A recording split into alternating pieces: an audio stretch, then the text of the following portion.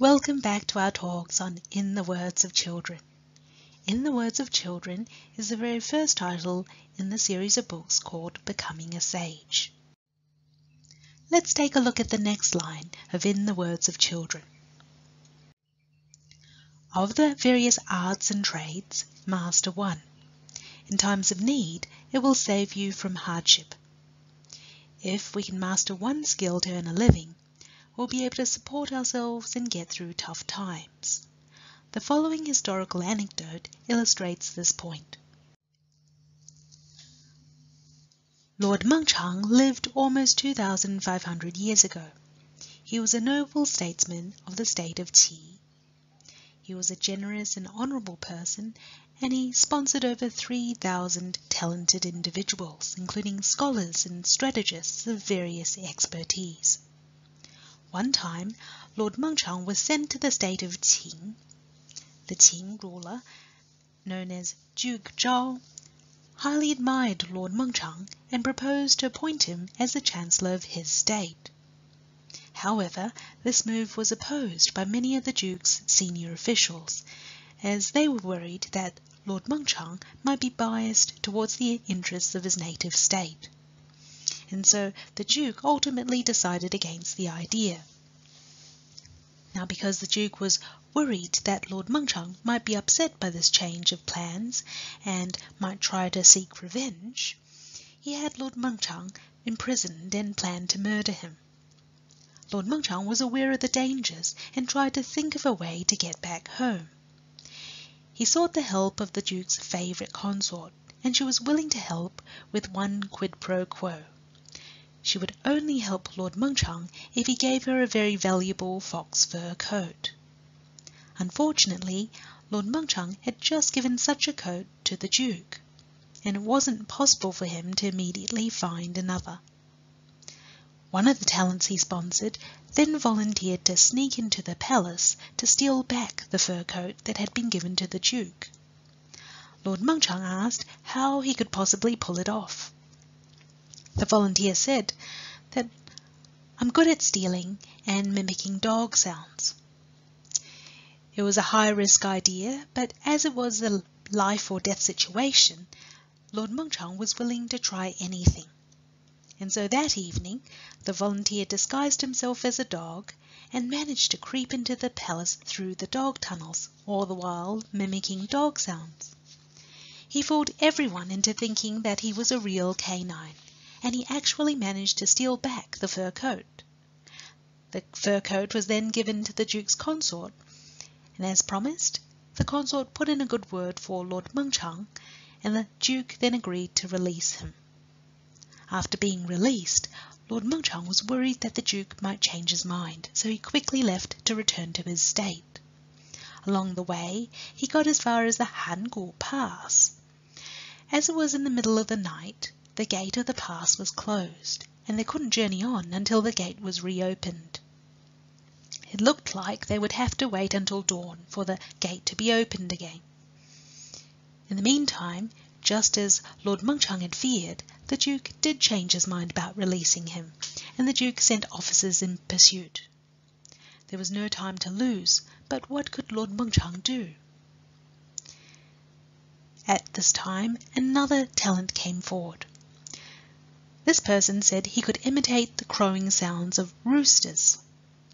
Given that the Duke's officers were already after them, and there was no time to wait till dawn for the gate to reopen, the volunteer immediately started making crowing sounds just like a rooster. This caused all the roosters in the vicinity of the Hangu Pass to start crowing too. The guards who attended the gate heard the roosters and thought it must be dawn already, so they quickly opened the gate. Lord Mengchang then left the Hangu Pass and safely escaped. So we can see that the two volunteers actually saved the Lord's life. One specialized in imitating dog sounds, the other in the rooster's crows. This true story led to the expression, crow like a cock and snatch like a dog, which is used to describe trivial skills. Obviously, different people will have different interests and abilities, and they'll be inclined towards mastering different skills. But clearly, mastering even one skill could just well save a life. Lines similar to this passage are found in a text by Yan Zhitui, who was a statesman of the 6th century. Yan Zhitui lived through a period of civil war. He served 4 different Chinese governments during his life, and he left to his children a compendium of his writings about his life experience, philosophy, and advice. The text is known as the Family Instructions of Master Yan. Not only has it been widely read throughout generations, but it established a new genre in Chinese literature, a genre of family instructions, and we'll talk a bit more about that later.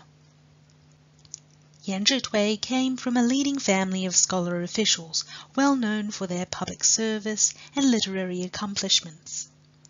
In his family instructions he wrote, "Having some skill is preferable to great wealth." The wisdom of Yan Zhitui's instructions can be seen in the experience of the palace doctors during the late Qing dynasty, the Qing dynasty being the last dynastic rulership of imperial China. The palace doctors were responsible for the medical care of the royal family. Not only were they experts in medical practice, but they also knew the Book of Changes, known in Chinese as the I Ching. So the doctors could see that the writing was on the wall for the imperial system. The Qing rulership came under threat both from domestic civil unrest and foreign attacks. When the doctors had to leave the palace, they couldn't take with them any of their material wealth or luxuries, but they could rely on their medical expertise to survive the turmoil that saw the end of imperial China. Their experience reflects the wisdom of this passage. Of the various arts and trades, master one. In times of need, it will save you from hardship. Beyond the skills for just earning a living, families in the past would hope that their children develop moral characters to become honourable, upstanding members of society, and so they invested in their character education. Yan Zhitui identified that the most respectable skill is learning the teachings of sages, realizing the wisdom within, and becoming a sage oneself. Becoming a sage enables one to contribute most meaningfully in any trade or profession. In the past, there were 2 professions that were considered particularly altruistic, and they were teaching and medical practice.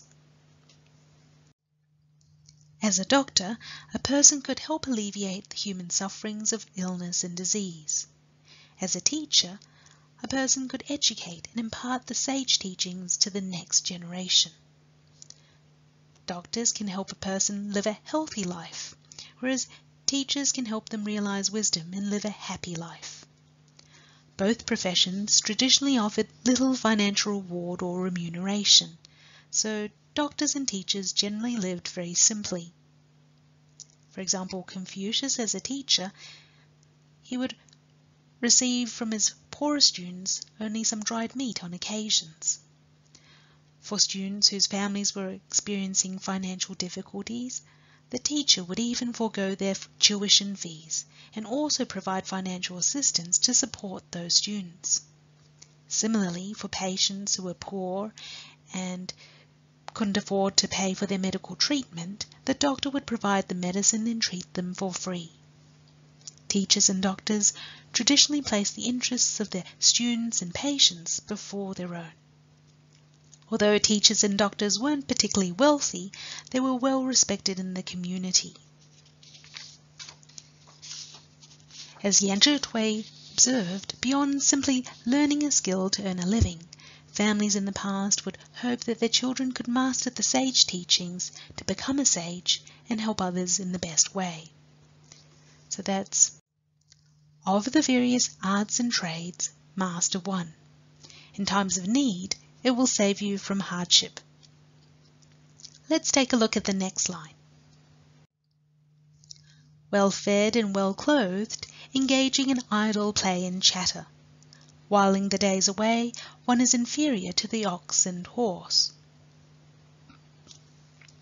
This passage describes someone who doesn't have to worry about their basic needs or working towards certain goals. They can just leisurely pass the time away. Oxen and horses traditionally assisted around the farm and provided a means of transport. While the oxen would plough the fields, the horses would pull the carts and carriages conveying people and goods from A to B. That would be more than could be said for human beings who sit around eating, drinking, and idling the days away. The Analects record that Confucius said, "Stuff yourself with the food all day, never give your mind anything to do, and you're a problem." What's the problem? According to Ma Rong, the Confucian philosopher and commentator who lived around the 1st century, a person who is carefree and without proper goals is liable to engage in misconduct. In terms of becoming a sage, it's even more important to engage and cultivate the mind, the process of which has been likened to cutting, carving, and polishing raw jade. The Great Learning sets out the self-cultivation process, which begins with the first step of resisting the temptation of material desires, as interpreted by the historian Sima Guang. This interpretation was supported by the philosopher Wang Yangming for maintaining correctness of the mind. In other words, cultivation of character is an internal struggle to overcome poor habits, like being self-centered, and establish habits that accord with the way of the sages, like being selfless. Mencius highlighted the paradox that human beings tend to thrive in times of sadness and suffering, but perish in times of comfort and joy. Mencius explained, "When heaven intends to confer a great responsibility on someone, it first visits their mind and will with suffering, toils their sinews and bones, subjects their body to hunger, exposes them to poverty, and confounds their projects. Through this, their mind is stimulated, their nature strengthened, and inadequacies repaired. People commonly err, but later they're able to reform. Their minds are troubled and their thoughts perplexed, but then they prove capable of acting. This becomes evident in their expressions, emerges in their voices, and finally they understand." Whereas favorable conditions and times of ease can breed complacency and poor habits, adversity and challenging circumstances can make a person rise and work towards great aspirations. That's well-fed and well-clothed, engaging in idle play and chatter. Whiling the days away, one is inferior to the ox and horse. Let's take a look at the next line. Peddlers and rickshaw drivers are the working poor. As they earn but a pittance, don't ask for more. These small traders labour day in, day out to grow, make and sell their wares on the market streets. We often see them exposed to the elements while hawking their goods, and they may only earn just enough to get by. Obviously, if they had the means to open a shop or establish a business, they wouldn't be selling on the streets. So given that life is so tough for such traders, in the words of children, reminds us not to take advantage. More generally, this passage is about overcoming the universal and deep-seated habit of greed, particularly greed for material wealth. It begins by not taking advantage of others.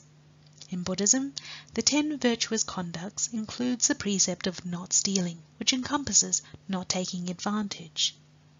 And Confucian thought is no different. For example, Mencius said, "To nourish the mind, there is nothing better than making the desires few." Greed can also take the form of hoarding and keeping to oneself possessions, knowledge, or anything else. Now Confucius looked on the Duke of Zhou as his role model. He admired the Duke for his character and as setting the foundations for the longevity of the Zhou dynasty, which lasted almost 800 years. It was the longest dynasty in imperial China. Confucius said, "A person may have abilities as admirable as those of the Duke of Zhou, but if they are arrogant and miserly, those other abilities are really not worth looking at. Being a miserly Scrooge is another symptom of greed. The principles of reducing greed and material desires are practiced in our daily life simply by not taking advantage. That's peddlers and rickshaw drivers are the working poor. As they earn but a pittance, don't ask for more. The next line is, when siblings aren't clear in dividing the family estate, their descendants will dispute and litigate. The previous passage reminded us that the desire for material wealth is manifest in haggling over a few dollars and taking advantage of market sellers. Unfortunately, such habits can escalate. They can even cause entire families to fall out and siblings to litigate and become estranged over property disputes. Being clear as to why and how the family estate is divided helps to mitigate the risk of such disputes. It seems interesting that a primer for young learners would talk about litigation, but this is part of the general discussion on cultivating our character and practicing humanity, the foundations of which are our filiality towards parents and our fraternity towards siblings. The guidelines for learners state, when siblings value family ties more than possessions, resentment will not arise. But why the focus on filiality and fraternity? Because our relationships with our parents and siblings represent our earliest experiences of interpersonal relations. They're likely to last the longest, and they set the stage for other interpersonal interactions. Importantly, our relationships with parents and siblings are not necessarily defined by material advantage, as non-family relationships can be. For example, if my sister was unwell and I had to look after her, I wouldn't be charging for carer services. If I had to drive her to the airport, I wouldn't be charging cab fares. It's that kind of a relationship and that sort of mutual kindness and caring that sets the foundation for other relationships in life, relationships that are ideally characterized by humanity. In Venerable Kaiti's lectures on In the Words of Children, she shared a story about her mother's late uncle. It's a story of siblings dividing the family estate. After the uncle's parents passed away, the family estate and property had to be divided between him and his siblings. To avoid conflict, he let his siblings choose whichever parts of the land they wanted, and he was happy to have whatever was left over. And so his siblings took for themselves pretty much all of the farmland, and he ended up with the slopey bits and the parts near the roadway, which were next to useless for growing crops. So it wasn't worth much at all, even in those days. But the uncle didn't mind. He was the sort of person who would never get into contention. He never fought or argued over anything with anyone. A few years later, while his siblings complained about the heavy burden of land tax on their property, which was quite a fair bit of land, his share of the family property, the leftover bits, ended up being worth more than what his siblings had taken. What had happened was the government wanted to expand the road and bought his property, which were next to the roadway. Really goes to show that it is in giving that we receive. Traditional Chinese culture teaches us to always try to give more than we take. We truly gain not by being greedy and taking advantage, but by looking out for the interests of others. Confucius said, "Wealth and eminence are what people desire, but if one can't get them by means that accord with the way, one will not accept them. Riches and honour are what most people want, but they must be sought for and attained through proper channels." Confucius makes the point that we can't accept or profit from unlawful gains and improper gains, which are otherwise known as ill-gotten gains. Why not? because not only do ill-gotten gains not last, they're also more trouble than they're worth, as we learn from the next line. Pursuing gains by hook or by crook, ever seeking more. Unpredictable disaster one will suffer. This refers to the pursuit of selfish gains by any and all possible means. There are two types of ill-gotten gains. First, there are gains that are not the result of our own labour or efforts, like inherited wealth or property. And then there are gains from unlawful or improper activities such as robbery, violence, corruption or fraud. Both types of gains tend not to last. What's even worse is that the gains from unlawful or improper activities also bring about calamity and disaster. As the passage states, unpredictable disaster one will suffer. The word unpredictable in this context also denotes violent and inexplicable consequences. So when we chase after ill-gotten gains, any wealth that was not meant to be ours will inevitably lead to misfortune. Now gains can mean different things to different people. At the Jingshan Cihu Temple in Taiwan, there are 4 murals depicting some historical and legendary examples. The first mural depicts Emperor Wu of the Han Dynasty. The emperor lived over 2,000 years ago and ruled over the whole empire of Han China, but he still wanted more. He sought to live forever as a Taoist immortal, no doubt to continue enjoying his wealth and privilege. So that's Emperor Wu and his pursuit of immortality. The second mural depicts a wealthy official, Shi Chong, who lived about 1,700 years ago. Shi Chong became one of the richest people in the land, but still didn't feel that he was rich enough. So that's Shi Chong and his lust for wealth. The third mural depicts the legendary goddess of the moon, Chang'e. Even though she was beautiful, she would look in the mirror and feel dissatisfied, wanting to be even more beautiful. And the fourth mural depicts a legendary Peng Zu, who lived to be over 800 years old. Even in his very old age, he would pray daily to live even longer. These 4 examples alert us to the insatiable quality of human greed, which can take many forms, including wealth, power, beauty, and longevity. If we look at the case of Shi Chong, at a young age, Shi Chong showed great intelligence, courage, and promise. His father was so confident that Shi Chong could make a great fortune on his own that he divided the family estate without leaving him anything. Later on, Shi Chong became the regional inspector of Jingzhou, a place known for its economic prosperity and strategic location. In fact, those travelling between the northern and southern parts of China would generally have to pass through Jingzhou. But there was a dark side to Shi Chong's activities. Shi Chong would have his subordinates rob the merchants travelling to or through Jingzhou, robbing them of everything they had. This went on for years. As a result of the highway robbery, Shi Chong accumulated extensive wealth. He became one of the richest people in the land.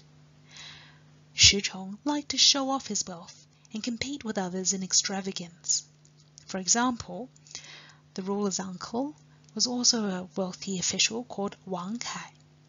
When Wang Kai had servants use syrup to wash the cooking pots and told Shi Chong about this, Shi Chong ordered his servants to cook by burning expensive candles for fuel instead of firewood. When Wang Kai used purple silk to decorate a path to his house for some 20 kilometers, Shi Chong covered a path of 25 kilometers with finer brocade. One time, the emperor gave his uncle a beautiful red coral tree, measuring about 50 centimeters tall. When Wang Kai brought the coral tree to show Shi Chong smashed it to pieces. Wang Kai was furious, as you can imagine. Shi Chong then ordered his servants to bring out all the red coral trees that he had.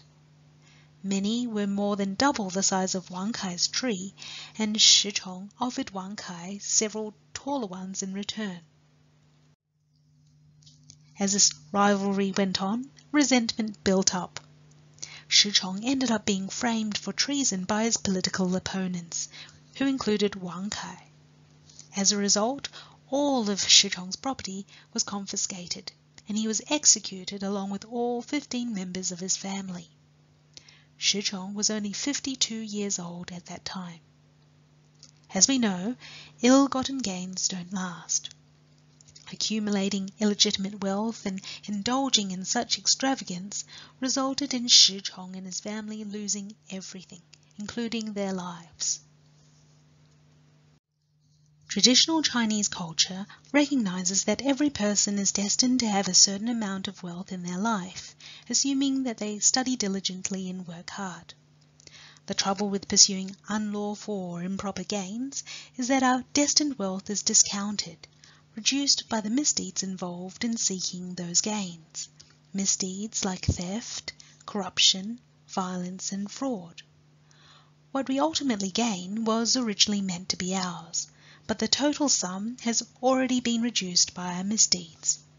So, to avoid reducing our destined wealth, the sages taught people to live simply, to study and work diligently, and to practice moderation, because insatiable greed brings misfortune. The sage rulers of early China led by example. They were hard-working and economical, and they lived very simply, even though they were kings. Officials in the past also led by example. Many chancellors and high officials would donate their salaries to benefit the poor and disadvantaged. Instead of spending their income on unnecessary things for themselves or their family, they thought about the needs of the community. For example, Fan Zhongyan, the chancellor of the early 11th century, used his savings to build schools for those who could not otherwise afford schooling, so they could have access to education and the chance to learn from the sage teachings. He also bought extensive tracts of farmland to be used as charitable estates, so that the poor and disadvantaged would be able to support themselves by working on the land. So this passage reminds us, pursuing gains by hook or by crook, ever seeking more, unpredictable disaster one will suffer. This passage concludes the 4 character phrases of In the Words of Children. Let's now take a look at the next section. These phrases contain 6 Chinese characters each. The next line is, a spoiled child will disappoint their parents, exhausting all efforts only to raise an enemy. Here, the passage relates a common phenomenon. Parents go through so much and sacrifice so much to raise their children, only to find that their child may treat them no better than an enemy. Young children who are spoiled often grow up to hurt and disappoint their parents. This explains the importance of family education. You could say that parents hold the key to their child's life in their hands. What parents say and do every day affect how their child grows up and what they think and believe. Parents are traditionally responsible for shaping their children to be a positive contribution to society. So, beyond the knowledge and skills for physical functions like eating and walking, parents would educate their children on the way of being a human being, namely how to become a responsible adult and ultimately a sage. A commentary on the Book of Changes, known in Chinese as the I Ching, states, the method of dealing with the young and ignorant is to nourish the correct nature belonging to them. This accomplishes the service of the sage. Educating children to cultivate their character was the mainstay of primary educational thought until late imperial China. Parents were to model the correct behaviors and provide timely and understandable instruction for their children. For example, one time the son of Zhengzi was one of Confucius's foremost students. His son was crying and hindering his wife from going to the markets. To quell the upset child, Zhengzi's wife promised that their son could have pork for dinner. Eating meat at the time was considered a delicacy reserved for special occasions, especially among the ordinary households of commoners in China. On returning from the markets, Zengzi's wife sees him about to slaughter a pig, and she tries to stop him. She explains to Zengzi that she had no intention to deliver on the promise. But Zengzi points out that this would not only be deceiving their son, but also teach him that dishonesty was acceptable. In the end, Zengzi slaughtered the pig. There's a similar story in relation to Mencius's mother. When the young Mencius asked his mother why their neighbour is slaughtering a pig, she replies mindlessly that it is so Mencius and herself could have pork for dinner that night. After reflecting on her white lie, she makes good on her word and buys some pork for their dinner. These stories demonstrate the importance of the parents' own cultivation of character and self-reflection, as well as their attentiveness in educating their children. Zengzi explained, "Not to abide by the way in interacting with children is to abandon them." The main educational strategy was to prevent the development of improper habits, whether in conduct, speech, or thought. Parents were to be vigilant in observing the child so that wrong behaviors could be addressed before they became habits. As Confucius noted, "Habits formed in childhood are seemingly innate, and such habits become second nature." Confucian thought has long emphasized the need to be careful from the very outset of any undertaking, like developing the right habits from an early age. For example, the official and philosopher Jia Yi of the 1st century, before the Common Era, when he discussed prenatal education, he wrote that falling short of the mark by even a hair's breadth can lead to a deviation of 1,000 miles. Interestingly, the Imperial Academy's first principle also related to prevention. It stated, "Guard against bad habits before they become ingrained." That parents must help their children to curb selfish tendencies through timely instruction was an accepted idea throughout Chinese history. The 11th century historian Sima Guang wrote the text called Model Families, based on extracts from the literature on family education. In Model Families, Sima Guang wrote, "Many people say the children are still young and lack the ability to understand. Wait until they're older. But this is akin to growing a weed and waiting till it becomes a tree before felling it. Would this not waste much strength? Or opening a net such that the birds fly out, releasing the reins such that the horses run away, and then having to catch them again. Would it not be much easier to refrain from opening the net or releasing the reins?" The tradition of family education is further evident in the genre of family instructions. These were writings, including letters and essays, that parents wrote to impart their life experience and advice to their children and other descendants. The earliest extant family instruction is the Family Instructions of Master Yan, written by Yan Zhitui. He wrote, "As soon as a baby can recognize facial expressions and understand approval and disapproval, they should be trained to do what they're told and to stop when so ordered. For several years, punishment with a bamboo rod should be avoided. Parental strictness and dignity mingled with tenderness will usually lead boys and girls to a feeling of respect and filiality. I've noticed in this generation that where there is merely love without training, this result is never achieved." Yan Zhitui goes on to observe that children at the time may say and do as they please, but instead of needed prohibitions, they receive praise. Instead of urgent reprimands, they receive smiles. Even when children are old enough to be formally educated, they're treated in this way. Proud and arrogant habits once established will begin to control the child. Then, even whipping the child to death will not lead them to repent. while the growing anger of the parents only increases their resentment. After the child grows up, they become at last nothing but a scoundrel. So family education, formal education, were complementary and equally vital for the child's learning and development. That's, a spoiled child will disappoint their parents, exhausting all efforts only to raise an enemy.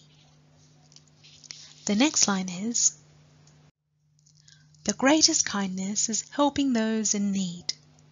If people avoid disasters, how little would it cost to donate? After our family relationships are in order, we're then in a position to really assist others in the wider community. This passage teaches us to cultivate a heart of compassion and kindness towards those in need. There's a story from the Taoist text called Zhuangzi, which in English has been translated as Master Zhuang. It helps us to understand that we don't necessarily have to give a lot to make a difference. As the story goes, Master Zhuang's family was poor. As they were low on food supplies and didn't have much to eat, he went to borrow some grain from the Marquis of Jianhe. The Marquis said, "Why, of course, I'll soon be getting the tribute monies from my fief, and when I do, I'll be glad to lend you 300 pieces of gold. Will that be all right?" On hearing this, Master Zhuang felt flushed with anger, and said, "As I was coming here yesterday, I heard someone calling me on the road. I turned round and saw that there was a perch fish in the carriage rut. There was a fish in the middle of the road. I said to the fish, 'Come, perch, what are you doing here?' He replied, 'I'm from the Eastern Sea. Could you give me a dipper of water so I can stay alive?' I said to him, 'Why, of course. I'm just about to go south to visit the rulers of the states of Wu and Yue. I'll ask them to divert the course of the West River and send its waters in your direction. Will that be all right?' The perch flushed with anger and said, 'I've lost my element. I have nowhere to go. If you can get me a dipper of water, I'll be able to stay alive. But if you give me an answer like that, then you'd best look for me in the dried fish store.' Clearly, all Master Zhuang needed was a bit of grain, and all the fish needed was a bit of water. The story tells us that timely help counts the most. It's about giving what people need when they need it. As they say, a friend in need is a friend indeed. From the perspective of causality, the practice of giving helps us to avoid misfortune. We practice giving by giving wealth, giving teaching, and giving fearlessness. We can give wealth by giving money or goods, or lending a hand. Volunteering counts as giving wealth. We can give teaching by sharing our knowledge or experience with others. And we give fearlessness by helping in a way that gives others peace of mind. For example, we can help take care of someone or check in with them so they don't feel worried or afraid. Buddhism explains that when we give wealth, we'll naturally gain more wealth. By giving teaching, we gain intelligence and wisdom. By giving fearlessness, we gain health and longevity. Let me tell you a story about Fan Li.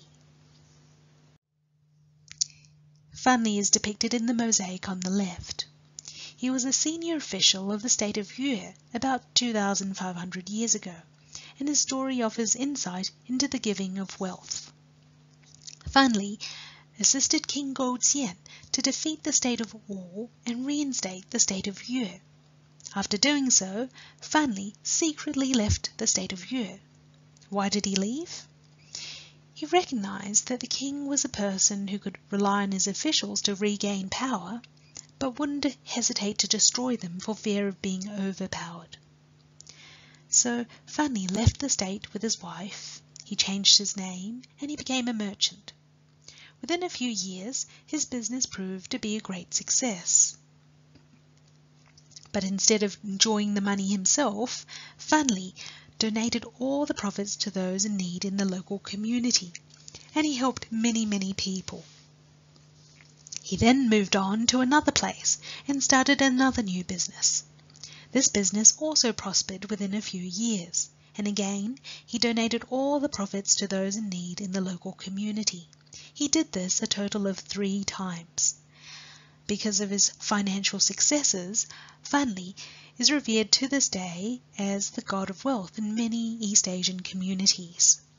His experience reflects the truth that giving wealth leads to more wealth. If we're destined to gain wealth, even if we try to give it all away, more is bound to return. As the Chinese saying goes, what is ours to have will come by natural course. What is not ours to have, do not seek by force. So that's the greatest kindness is helping those in need. If people avoid disasters, how little would it cost to donate? Let's take a look at the next line. A child beggar becomes parched and exhausted, yet they gain less than $1 a day. A prodigal child has a table of delicacies, but still finds reason to complain. Here, the text draws a contrast between the circumstances of the child with nothing and the child with everything. As the Chinese saying goes, one banquet for the rich could feed the poor for a year. When we consider that the cost of one sumptuous meal for the rich family could actually feed a poor family for an entire year, we realize the wisdom and compassion of living simply. Before we pick at our food and complain, the World Bank's current statistics show that approximately 1 in 10 people in the world live in extreme poverty, and half of the world's poor are children. So many people don't even have access to safe drinking water. Such conditions remind us to be grateful for all that we have and to make the most of what we have. Here the mention of the child beggar reminds us of the story of the little match girl. It's a story by the Danish author Hans Christian Andersen, who lived in the 19th century. On a snowy New Year's Eve, a poor girl walks along the street in her mother's large shoes. When she is almost run over by a speeding horse-drawn carriage, she loses the shoes and is unable to recover them. Shivering and now barefoot, she continues walking in the freezing cold. She continues trying to sell matches on the streets. In fact, she's been trying to sell the matches all day without any luck. Cold and hungry, her feet become frostbitten. She can't walk anymore, but she's afraid to go home because her father will beat her for failing to sell any matches. So she huddles in the corner of a wall and lights one of her matches for some warmth. She holds her frozen hand over the flame to regain some feeling in her fingers with the much-needed warmth. As she looks into the light of the flame, it feels as if she's sitting in front of a warm stove. But this beautiful vision quickly disappears as the short match burns out. The little girl then lights a second match. As she looks into the light of the flame, the light seems to pass through the wall, and she's able to see the Christmas decorations within the room on the other side of the wall. Inside, there's a holiday feast set on a large table decorated with a white tablecloth, and the food looks as if it is moving towards her. But this vision quickly disappears as the match burns out, and she is left with just the sight of the frozen wall before her. The little girl then lights a third match, and in the light of the flame, she sees a beautiful Christmas tree decorated with candles. Just as she extends a hand to try to touch the candles, the match burns out and it all disappears. She then lights a fourth match, and instantly she sees a late grandmother who was so loving and kind. The little girl calls out happily to her grandmother, hoping that her grandmother can take her away. To keep her grandmother visible for as long as possible, the little girl lights all of her remaining matches. In the beautiful light of the matches, her grandmother takes the little girl into her arms, and they rise above together to a heaven without cold, hunger, fear, or sadness. The next morning, passers-by discover that the girl had frozen to death in the corner of the wall on New Year's Eve. Her frozen fingers are still holding on to the bunch of burnt matchsticks. This is the story of the little match girl. It reminds us that there are so many people in the world in need. By learning the sage teachings, living simply and being moderate with what we consume, not only will we feel happier, but we'll have saved resources for our family and set a good example for others, which counts as giving wealth and giving teaching, and will ultimately be able to help more of those in need. A child beggar becomes parched and exhausted, yet they gain less than $1 a day. A prodigal child has a table of delicacies, but still finds reason to complain. The next line states, bees and moths also suffer cold and hunger. Crickets and ants feel aches and pain too. Who doesn't fear death? Don't kill the living. The previous passages talked about showing kindness to others. Here, this passage is about being kind to even the smallest creatures. As Mencius explained, that a person is affectionate toward their family is what allows them to be humane towards people and loving towards creatures. Even the smallest creatures like the ants, bees, moths and crickets are affected by cold and hunger, pain and suffering. This passage is about empathy. All living beings value their life, so one should refrain from causing them harm and injury. Let me tell you about a story of a novice monk.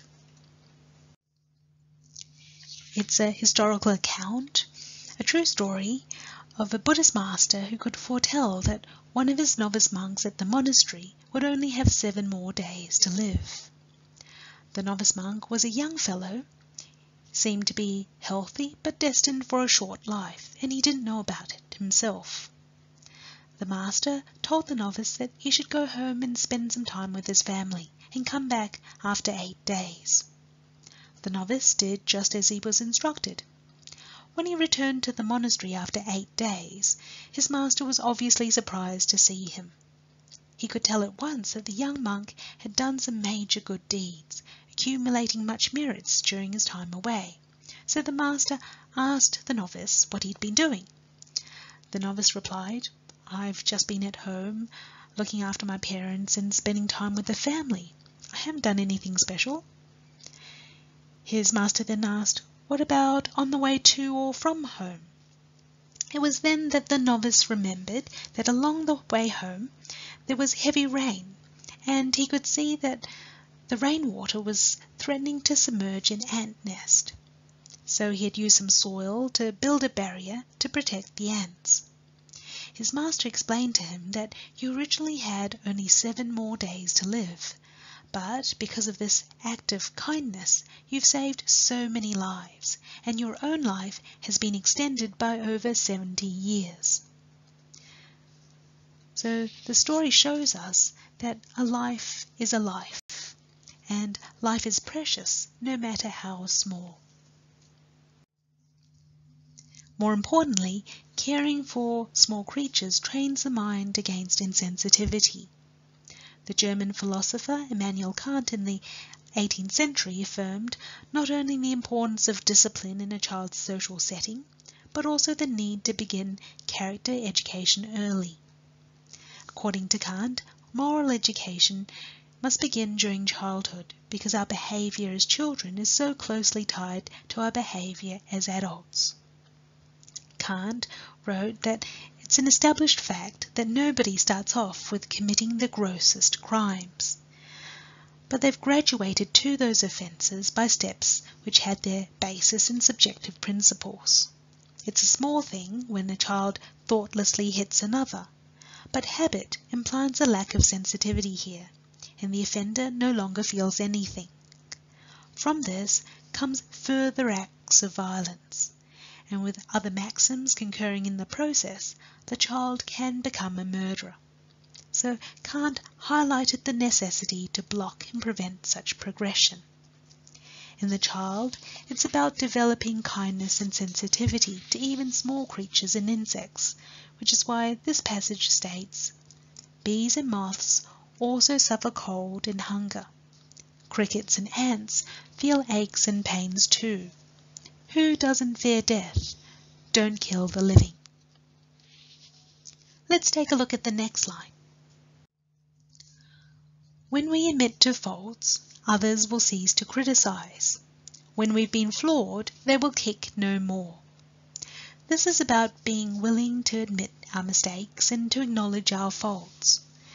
The passage tells us that it is only when we do so that others might stop criticizing us. This reminds us of a story about a swan from the 7th century. The kingdom of Huihe had dispatched an ambassador to pay tribute to Emperor Taizong of Tang China in the 7th century. The ambassador bore gifts that featured a white swan. Along the way, the bird escaped and flew away, as they do, and the ambassador was left clutching only a few white feathers. What could he do without the bird? Well, the ambassador presented the feathers with a poem contrasting the lightness of the feathers with their deep respect for the emperor. Not only did the emperor not take offense on receiving the feathers in place of what should have been a bird, the emperor was moved by the ambassador's sincerity and rewarded him for his honesty. The ambassador admitted his wrong, and the emperor's empathy furthered interstate harmony and brought a happy ending to an unfortunate accident. There's a contemporary story of a gambler that also illustrates the truth of this line. Yao Jianyun was known as Asia's king of gamblers because he always won. He was reported to have an unbroken winning streak at the casinos. But it wasn't just a matter of good luck. Yao Jianyun actually relied on many tricks to win considerable sums of money. When people discovered his tricks, he was attacked. They broke his legs and severed a few of his fingers. His wife and children left him. From someone who had a great deal of money, Yao Jianyun became left with almost nothing overnight. But he came to realize the error of his ways. He realized that earning money from gambling was an issue, and he changed. He changed from a man who gambled every day to someone who taught people about the reality of gambling, its dangers, and the fact that gambling is highly addictive. He helped people to stop gambling and avoid gambling altogether. He even shared with the public the tricks that he had previously relied on to beat the casinos. The book, Liao Fan's 4 Lessons, points out that a person must be able to detect their faults every day in order to correct them every day. By detecting and being aware of our faults, we'll be able to work on them, correct ourselves and improve our character such that others will have no cause to criticize. That's why this passage states, "When we admit to faults, others will cease to criticize. When we've been flawed, they will kick no more." The next line states, "Incensed by another's wealth and status, while delighting in their misfortune. 'Tis a pity to be troubled by matters beyond me." Incensed by another's wealth or status is to be jealous of someone's success. Delighting in their misfortune is taking pleasure in another person's suffering. These behaviors run counter to the virtue of empathizing with others. Not only does it prevent us from recovering our innate humanity, but there can also be far-reaching implications based on one's position. For example, in the Book of Documents, the Book of Documents being one of the earliest records of political events in China, there is a speech given by the ruler of the state of Qing after he returns from a failed military campaign. In the speech, the Qing ruler expresses self-criticism and regret for embarking on an invasion against ministerial advice. He also states that If there was a minister who was virtuous and accommodating, such that they could view the abilities and strengths of others as their own, rather than being jealous, and someone who was able to love those with talent and virtue with all their heart, such a minister would be able to serve and protect the ruling family and the people. And this is because those who value people of good character and competence will recruit officials that will be of service to the government and thereby strengthen the state. On the other hand, a minister who's self-serving will be jealous of others. They're more worried about safeguarding their own position than serving the public interest, and they may even obstruct eligible candidates from joining the public service. So the speech is significant for two reasons. First, it conveys the remorse of the ruler, but it also outlines the difference between an exemplary person and a petty person. Only an exemplary person is able to understand, appreciate, and respect another exemplary person. Only a sage is able to know another sage. People are often incensed by someone's success. They get jealous and disparage the virtuous, as they feel that their personal interests are threatened. To succeed as a sage, we must cultivate a broadness of mind, be accommodating, and learn from the strengths of others. We want to learn from the sages. This brings us to the end of the 6 character phrases, which is the second and final part of In the Words of Children. Let's conclude the study with an anecdote. It's an anecdote about the Buddhist master Niao Chao, who lived during the 9th century. Master Niao Chao was once asked by his friend to explain what Buddhism was all about. Master Niao Chao replied in just a few words. He said, "Refrain from all that is bad, do all that is good." The friend replied, "Even a child of 3 could say that. How can that be all there is to Buddhism?" Master Niao Chao replied, "Although a child of 3 might be able to say those words, an old man of 80 may not necessarily be able to live them." In this text we find lines that children can sing along to. It is, after all, a nursery rhyme called In the Words of Children. It might be easy to say the words, but it may take us a lifetime to master what they mean. Another Buddhist master, Master Han Shan, who lived around the early 17th century, once said, "The way is easier said than cultivated. It's just talk without ceasing distracting thoughts. Constantly dwelling on worldly matters, quiet meditation in the mountains proves in vain." This reminds us that the Confucian tradition is a practical philosophy. It's to be learned and lived. It's interesting that the son of the author learned from his father's work, and he grew up to become one of the 3 moral exemplars of his time during 16th century China. The author's son was called Lu Qin, and Lu Qin became the vice minister of the Ministry of Justice. He was known for his incorruptible character and for caring for the community as his own family. Lu Qin even wrote a sequel to In the Words of Children. It's called Further Words of Children, which is the next title in Volume 1 of Becoming a Sage. In a way, the accomplishments of the author's son are a testament to the success of In the Words of Children, the success of the text in instilling the right attitude and behaviours during early childhood education. By learning these primers, it's as if we're in the company of sages, and by learning from them each day, even if we may be far from their standards, we'll gradually achieve as they have. This concludes our talks on In the Words of Children. Your feedback and comments are always much appreciated. Thank you very much indeed.